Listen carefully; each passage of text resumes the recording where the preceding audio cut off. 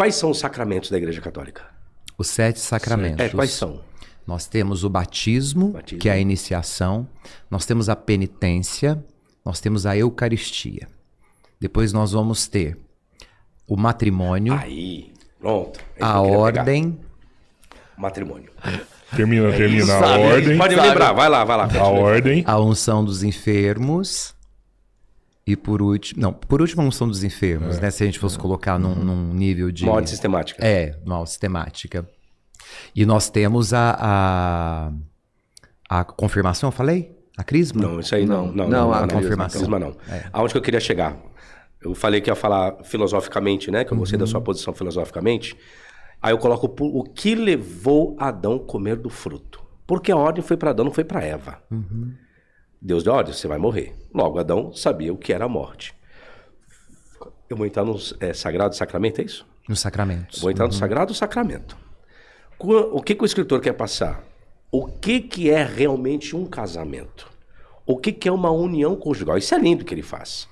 Quando traz esse detalhe, portanto, deixará homem pai e mãe unir-se à sua mulher, isso é um costume, que esse costume de deixar lar dos pais e você morar no seu cantinho, isso vem do período de Davi. Nem de Moisés essa cultura e esse costume, porque Moisés vai morar na casa do seu sogro Jetro. Então, quem escreve posteriormente, quando existe esse costume. Mas o que levou Adão a comer do fruto? Sabia que Eva ia morrer. Então, a essência do amor é tão grande que Adão teve por Eva, que ele falou, já que você vai morrer, morrerei junto com você.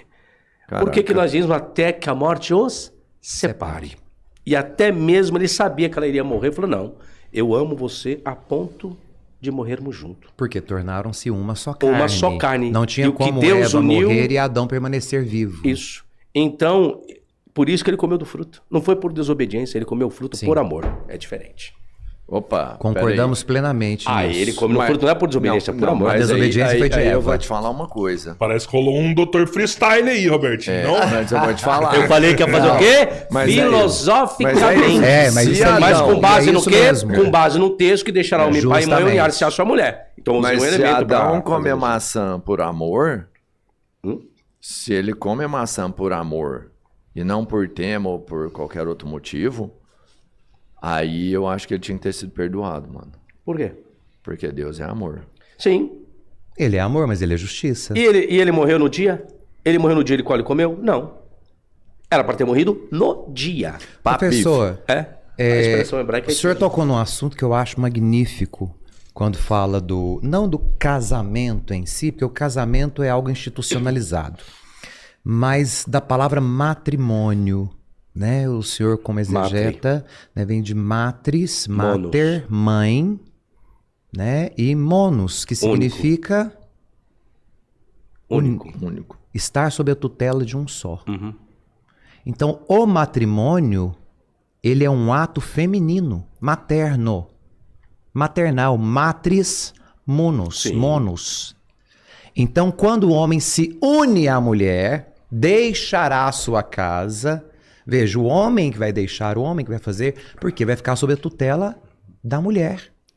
Portanto, o casa, que deriva aí da ideia de eco, de casa comum, o casamento, que deriva de matris, mônios, que é o cuidado da mulher, tem como o seu antagonista, posso dizer isso? Pode.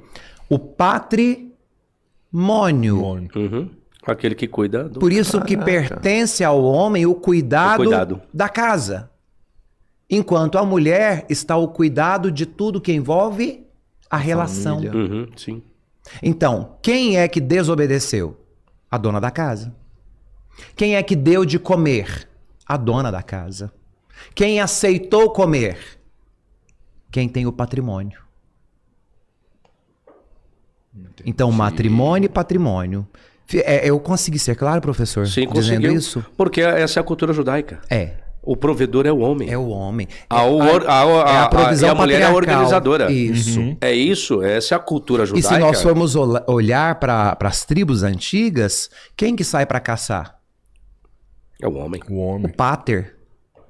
Ele acumula o patrimônio. Por a função do homem, do pai. E a função de cuidar da casa? do matrimônio, da mulher, mater. Ele caça, a mulher não sai para caçar. Só que em compensação, quem é que sabe qual o tamanho da fome dos filhotes? Para cada um. Quem é que distribui o fruto de acordo com a fome de cada um? Mater. A mater. A matriz. Por isso o útero também é chamado de matriz. E tanto que depois do casamento, acaba que o pai vai viver a vida da mãe, né? Porque Sim. é a vida Tudo gira em dela torno ali, da né? mater, Tudo, da mãe. Tudo É. vai... se for olhar, você vai ficar mais A próximo sua herança, da família dela. igual o tudo, professor já né? explicou a questão da primogenitura. Como que você tem um primogênito? Só se você tiver uma Um homem, né? maternidade. Um matrimônio. Ah, tá. O pater, Aham. para ter Sim, filho, para sim, gerar os sim, seus sim. herdeiros, precisa de passar pela matriz, pela mãe. Sim, Eu esqueci de trazer esse detalhe dessa cultura. Coloca em Gênesis 5, por favor. Acho que é Gênesis 5, não lembro. Gênesis 5, Pedrão. Aí vem a pergunta, né? Todo mundo pergunta, professor, Caim casou com quem? Como Da que eles se onde- reproduziram? Da onde veio aquela Eu mulher? sempre tive essa dúvida também, Ei, professor. papapá. O que acontece? Sobe o versículo 4, por favor. Aí, uma questão interessante. Abaixa um pouquinho o versículo 4. 4, Aí. E foram os dias de Adão, depois que gerou 7, 800 anos, e gerou filhos e filhas. Tudo bem que ele está colocando que depois de 7 que vem as filhas. Não, é uma cultura judaica. Vai para mim, por favor, Gênesis capítulo 4, por favor. O capítulo antecedente. Isso. Olha que interessante. E conheceu Adão e Eva, sua mulher, e ela concebeu e deu à luz a Caim, disse. Olha essa expressão interessante. Alcancei do Senhor o quê? Um homem. Alcancei do Senhor um homem. O que ela está querendo dizer? Fui presenteado. Fui presenteada com gênero masculino. Por quê? Porque vinha o gênero feminino. Aqui quem está escrevendo está dentro da cultura judaica. Então vinha nascendo mulheres, ele não está dando importância para as mulheres aí. Ele está dando importância para o gênero masculino, Ou para seja, o homem. é um texto escrito, composto, período exílico. Período exílico. Ao Ou seja, anacronismo. século VI antes de Jesus. Entendeu? Muito depois de Moisés, Isaac, Sim. Jacó, Josué, profetas, muito depois de tudo isso. Então aí é onde que entra a resposta, quando as pessoas perguntam, Caim casou com quem? Com a sua própria irmã. Com a sua própria irmã, ou com a sua sobrinha, porque depois vem quem? Abel. E deu à luz mais a seu irmão Abel. Abel foi pastor de ovelhas e Caim foi lavrador de terra. E veja que nós temos, professor, é importante o senhor falar isso, porque muita gente que segue, às vezes escuta a gente nos recortes, né, nós estamos falando de uma figura de linguagem. Sim. Nós não estamos falando de um fato, de um incesto. Não. Nós estamos falando de uma figura de linguagem que o autor sagrado precisa usar para que a literatura tenha sentido, significado. Porque o homem acabou de ser feito, não existe mais ninguém sobre a terra, então tem que ser entre eles. Até para denominar que, dentro da cultura judaica, está proibido o enlace matrimonial com quem não seja judeu. A partir de agora, o judaísmo não se mistura mais com outras crenças. Mas por que isso não é um incesto, isso daí? Conforme ele escreve, é um incesto. Na Sim. literatura é um incesto. Certo? Mas isso exato. não é uma prática real. É uma figura de linguagem usada. É um suporte que o autor sagrado usou para Linguagem poder... figurada, isso aí. Linguagem Porque figurativa. ele quer trazer uma construção da origem da humanidade. Ok. Então ele está dentro do anacronismo. Mas quando ele está escrevendo, o incesto é proibido. Entendeu? Ele está escrevendo, em 600 a.C., trazendo uma história de 5.000 anos atrás. Então ele está dizendo, isso aqui foi na origem da humanidade, foi assim. Só que hoje isso aqui é proibido, hoje você não precisa, a prática do incesto, entende? Então, se trata de um anacronismo. Mas eu só trouxe esse texto para relatar de onde viria a mulher de Caim, tá? Porque você tem a expressão, alcancei do ser um homem. Isso é de uma expressão de ansiedade. Outras traduções, alcancei do Senhor um varão. Ou seja, ganhei e fui presenteado. Foi presenteado. Que tem um problema gravíssimo aí no hebraico. É como se ela tivesse originado Caim com Deus. Você tem uma variante no texto hebraico que dá uma conotação dessa forma. Isso eu explico no meu livro Em Busca da Origem do Gênesis. Eu trago essa explicação sobre isso. Tá? Então é justamente nessa questão que eu queria tratar. É como se ela fosse explico uma nesse livro segunda Maria. Hã? Como se ela fosse uma segunda Maria. Pegou aí, Pedrão? Isso, entendeu? Né? Então, Ela tendo outro filho. é como se ela tivesse um caso com o Senhor, com Deus, entendeu? Existe uma variante que vai trazer essa questão. Aí existe a sua devida correção, porque os copistas fazem isso, porque você não pode denegrir na cultura judaica nem Moisés. Existem copistas que denegriram a imagem de Moisés e a imagem de Deus. Quer ver um texto que foi modificado pelos copistas? Quando você chega no texto de Jó, a mulher de Jó diz assim para Jó, a esposa dele: ainda retens a tua integridade? Amaldiçoa o teu Deus e morre. Uma mulher abençoada nessa, né? Tanto ela quer ficar grostal. com a minha herança, ela deseja a minha morte para ficar com a minha herança. É uma vadia, não passa uma cadela uma mulher dessa daí. Tá louco. Na época Aí não o que tinha você Bitcoin, tem? hein? Só para descontrair. Nada mudastes, professor? Nada mudastes? Aí o que você tem? Amaldiçoa Deus. O que os copistas fizeram? Pegaram essa expressão amaldiçoar, tiraram do texto, colocaram abençoar. Então ficaria assim a mulher de Jó dizendo para Jó: ainda retens a tua integridade? Abençoa a Deus e morre. Então os copistas tiraram a palavra amaldiçoar e colocaram a palavra abençoar. Abençoar. Por quê? Porque os judeus não trazem palavras negativas nem para Deus e nem para Moisés. Isso chama-se Tikkun Sofirim, em hebraico significa correção dos escribas. Então eles vão corrigindo. Então não pode Enquanto denegrir. se faziam Aí as é a mesma cópias. coisa. Aqui Você é a mesma pega coisa. o original, que provavelmente era um texto sumério, produzido por outra cultura, por outros povos, e que o autor judeu foi adaptando para a realidade judaica. Sim. Pro seu E período. nesse adaptar, muito, a língua comum era o aramaico. Então, muito do que foi escrito na adaptação passou despercebido. Que são esses equívocos que nós vamos ter nos textos, sobretudo do Antigo Testamento. Porque no Novo Testamento tudo foi muito, como o próprio nome diz, sinótico, né, professor? Sim. Então, Visto em conjunto. então, já o Antigo Testamento, como ele é guardado pela tradição, muita coisa que nós temos era oral, não existia nada escrito, só ganhou corpo bíblico por conta do exílio da Babilônia, muita coisa foi passada de pai para filho. A tradição é fundamental, né? Porque sem a tradição, muito não teria chegado até nós. E o que chega muitas vezes repleto de significados e significantes que pertencem a outras culturas. Como, assim, sabe que você falou dessas contradições aí? Como que a igreja lida com as contradições que Interpretando-as, igual o professor acabou de ensinar. Veja que os copistas trocam a palavra amaldiçoou para abençoou. Vocês querem ver na acréscimo, já que nós entramos nesse assunto? Eu não sei qual é a visão do padre a respeito disso. Nós temos um relato interessante dos 2 ladrões na cruz. Algo muito interessante ali. Meu querido, coloca aí para mim Lucas 23, por gentileza, por favor. Lucas 23, Pedrão. Lucas 23, 43. O pessoal já tá falando que o padre laçou o ateu. Laçou o Sabino. Ele não é ateu. Eu não sou ateu, O senhor. padre Não é laçou ateu, o Sabino, ele é um corrigindo. estudioso. O pessoal falou, o padre laçou o Sabino. É que o Sabino, O Sabino ele fala- já está filosofando. o Sabino, já. ele fala tanta parte que ele já achou, assim, dentro da Bíblia, da leitura exata que ele faz, que o povo acha que ele odeia, tipo, qualquer É que o pessoal não sabe o que é hermenêutica, gente. Hermenêutica qualquer tipo de divindade. Então, só que eu sou um hermeneuta, um exegeta o senhor neutro. Me faça um favor. Sim. Volte na origem da palavra hermenêutica, para que as pessoas entendam o significado daquilo que o senhor Olha, ensina. vem de um deus chamado Hermes, que era o interpretador dos deuses do grande Olimpo. Ele era a boca. Ele é o intérprete entre Deus do Olimpo e a humanidade. Da onde originou-se a palavra hermenêutica. É o intérprete, o hermeneuta.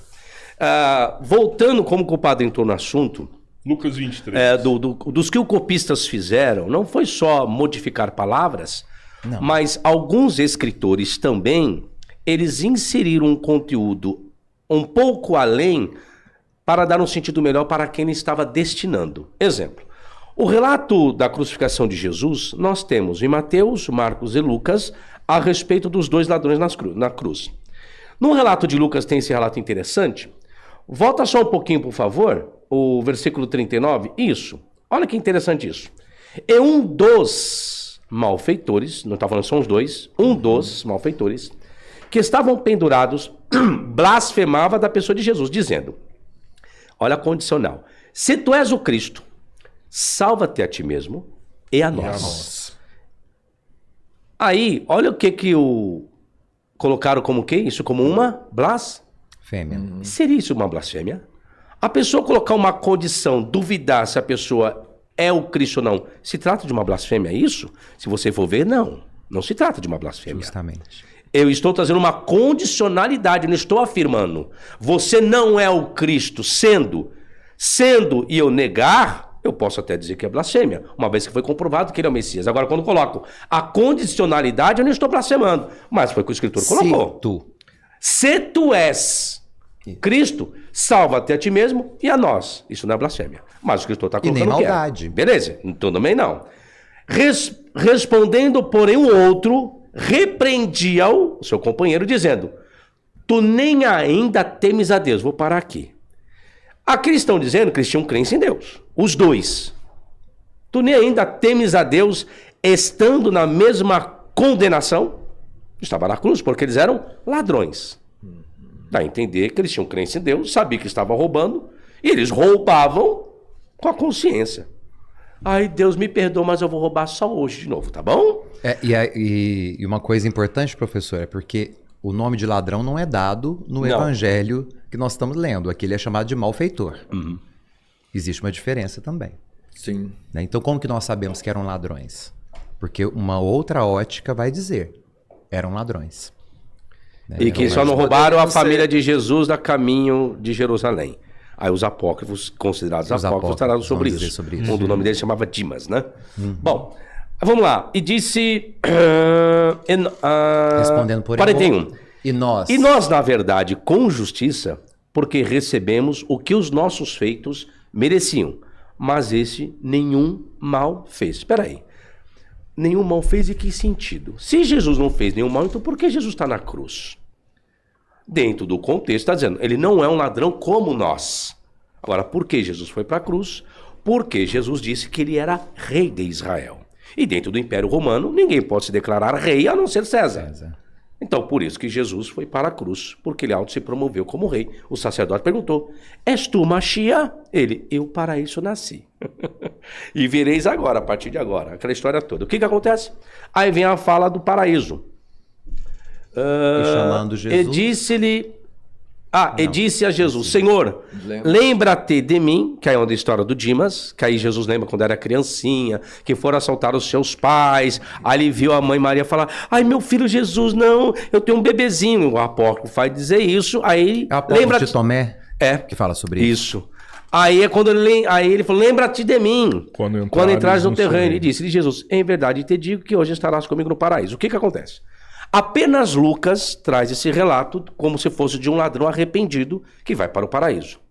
Quando você pega Mateus e Marcos, não existe esse relato. Mateus e Marcos vai dizer que os dois blasfemavam de Jesus.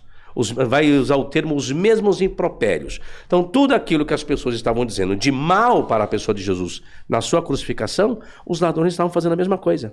Então, Lucas, ele modifica, Lucas, ele prolonga o seu texto, trazendo algo como arrependimento por parte desse ladrão, que ele tem uma nova oportunidade e chance, da cruz ele não sai mais, mas que a condenação ele não tem, que ele vai estar no paraíso. Aí se pergunta, mas por que Lucas fez isso? Se Lucas depende, ao escrever o seu evangelho, de Marcos, e da fonte de quem alemão Kelly, que é recebido, então por que ele prolongou isso? Por causa do seu destinatário, que era Teófilo. Teófilo era uma pessoa de suma importância, porque existe o pronome tratamento excelentíssimo Teófilo. Então, ao que parece, Teófilo tinha problemas com essa questão de posições financeiras. E aí Lucas tem que relatar, prolongar esse relato para dar o melhor sentido para Teófilo. Então, isso é uma adulteração. Então, o escritor dessa narrativa, ele desrespeitou a sua fonte original, as fontes originais que até então ele tinha, porque no capítulo 1 ele dirá sobre isso, que ele vai procurar informações com aqueles que foram testemunhas oculares da história de Jesus. Então parece que ele está dependendo de alguém que já tinha relatado sobre esse relato, que no caso poderia ser Marcos, que a academia diz que foi o primeiro que escreveu o seu evangelho. Ele vai lá e faz um prolongamento da narrativa. Se você for encontrar fontes, você não vai encontrar em lugar nenhum. A fonte de onde que ele prolongou isso. Então você tem questões, omissões e acréscimos propositados para dar um sentido melhor aos seus destinatários. Lucas modificou isso daí. Não só Lucas. Lucas modificou. Não? Não só Lucas. Todos os escritores, eles Todos. precisam adaptar o texto para as comunidades para as quais são destinadas as cartas. Sim. Então, no fato real, Não tem um bom ladrão? O senhor vai responder. Existe um bom raparigueiro? A cara do Rodrigão. Não, é porque, cara, muda muita coisa se o bom ladrão não existir, pá. Sabe o que acontece aí? Muda muita Sabe o que coisa. acontece aí? pô. Sabe o que acontece aí? O que é a real, Se você sabia? for pegar isso como verdade, que é o que o escritor quis transmitir para o seu destinatário, ok? Você vai quebrar a lei da semeadura. Exato. Porque ele roubou a vida toda conscientemente. E ele tinha Deus no coração. Tá lá, tu não temes a Deus estando na mesma condição? Eles eram crentes, eles não eram ateus, segundo o escritor coloca aí. E onde está a lei da semeadura? Então quer dizer que eu posso roubar, matar, estuprar, aí no último momento da minha vida, Deus me perdoa, viu, que eu estuprei ontem, tá? Eu já estou aqui, estado terminal, falar que só tenho 5 minutos de vida. Me leva pro teu paraíso. Ah, vai estarás comigo hoje no paraíso? Qual a lei da semeadura? O que eu colhi daquilo que eu plantei? Se Deus, Entende? se Para- Deus assim quiser. Sim, para a exegese, o que o professor está dizendo é, de fato, a interpretação do texto àquilo que está no texto. Agora, quando nós olhamos para esse texto a partir da ideia religiosa da instituição, nós acreditamos na misericórdia. Então, até o último segundo é entre você e Deus. Pelo viés Entraria o religioso. purgatório aí é no assim. caso? Entraria o purgatório nesse caso ou não? Para ele não, porque Não. Jesus promete para ele imediatamente o paraíso, paraíso, entendi. que é o tempo cairológico, né? Porque ele diz, ainda hoje estará comigo. Não, hoje era uma sexta-feira, Jesus foi pro sepulcro. Ele só ressuscita no primeiro dia da semana. Então, que hoje é esse que Jesus está dizendo? É um tempo que não está no espaço. É o tempo cairológico. É o kairos. É o E tempo só de pra Deus. galera que quiser fazer coisa errada aí, é o seguinte, você pode arrepender, mas aí você tem que falar com Jesus só se ele estiver do lado de você crucificado. Se você não tiver, você não consegue falar desse jeito com ele não, viu? Destrói Um outro exemplo, fala, não. pior. tudo que a gente falou. Não vai não, que vai dar ruim. Eu vou não dar um vai, outro não. exemplo pior aqui a respeito de Paulo. Eu sei que Paulo é muito idolatrado no segmento pentecostal, então nem se fala. Amo mais Paulo do que o próprio Jesus. Paulo é uma das figuras que ele desfez uma aliança divina. Divina. Amigo, coloca Gálatas capítulo 5, por favor. Como Quer assim? ver? Quero. Paulo Gálatas 5. desfez. Paulo pegou Deus e jogou na lata do lixo. Ele reinaugura É. a ideia religiosa. Ele desfaz. É por meio de Paulo que a igreja se separa do judaísmo, porque até então o cristianismo ele surge como uma seita, um braço do judaísmo. Seita dos nazarenos. Aqueles que seguiam Jesus de Nazaré. Eram judeus, os ritos eram judaicos. É. É Paulo que, sendo judeu, que vai romper com essa tradição. Né? E aí em Antioquia da Síria que vai surgir pela primeira vez o nome de cristãos.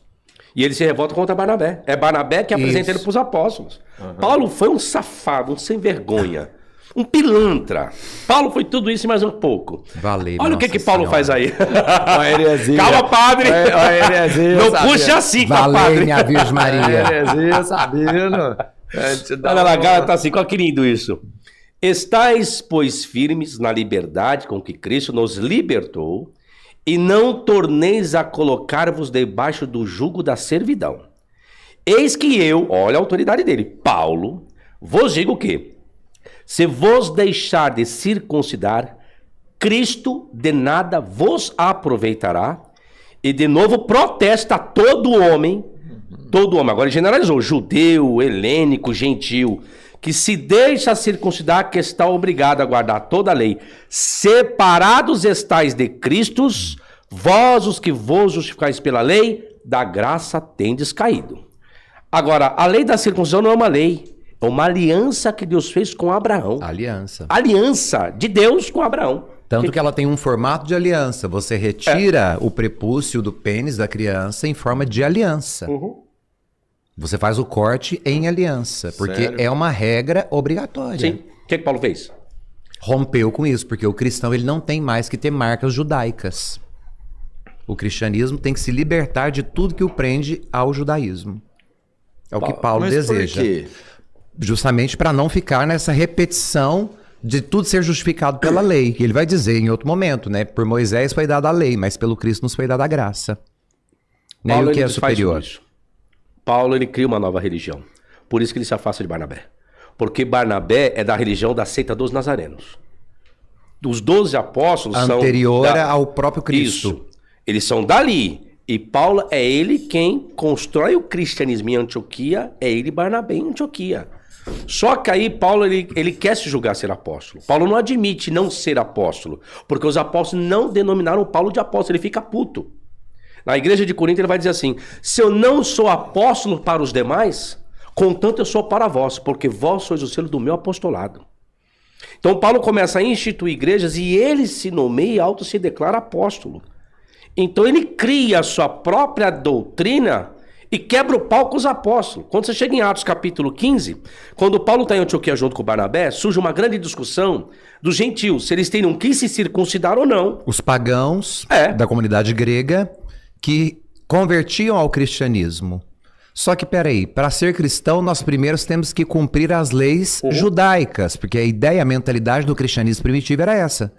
E Paulo fala, não, a partir de agora nós vamos romper com todo o rito judaico. Só que ele não tinha autoridade para fazer isso sozinho. Então ele vai ser chamado em Jerusalém. É o que nós chamamos do primeiro concílio da igreja, o concílio de Jerusalém. Ele é chamado para prestar conta ao grupo apostólico, que eram todos judeus e que não tinham saído ainda da região da Galiléia e da Judéia e da Samaria. Pregavam por ali, para romanos, gregos e próprios judeus. Paulo já estava na Ásia Menor, conhecida hoje como Turquia. E ali ele já estava batizando todos os pagãos. Quando os apóstolos ficam sabendo disso, eles ficam apavorados. Mas peraí, não é assim que funciona. Chama Paulo aqui para prestar conta disso tudo.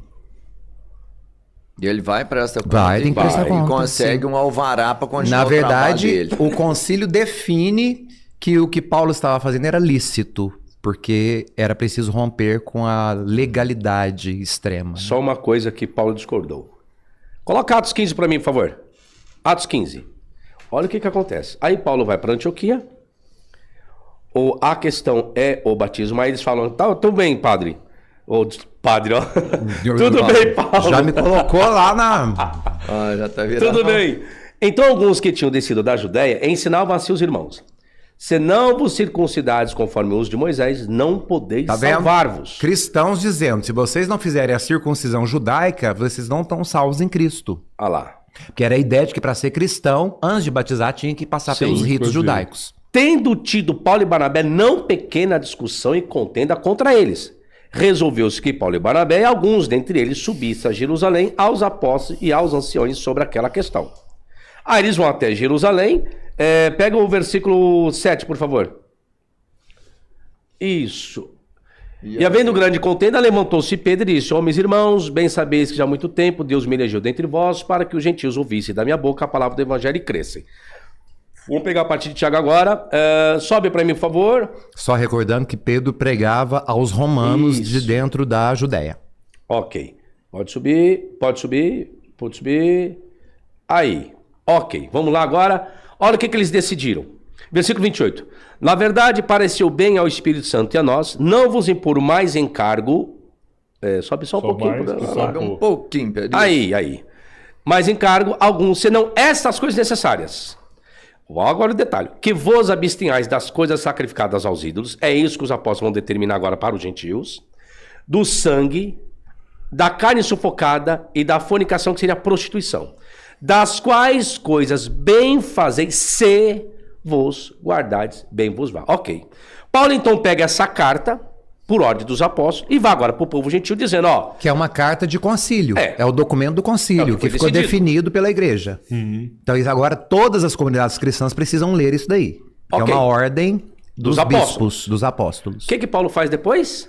Paulo vai e pega essa carta e joga no lixo. Quando fala não das coisas sacrificadas aos ídolos, do sangue, Paulo chega na cidade de Corinto, comer de tudo que vende no açougue sem perguntar nada para ninguém. Mas se alguém vos disser, ei, essa carne foi sacrificada aos ídolos, não comais, não pela tua consciência, mas pela consciência daquele que te advertiu. Pois o que é o ídolo? O ídolo não é porcaria nenhuma.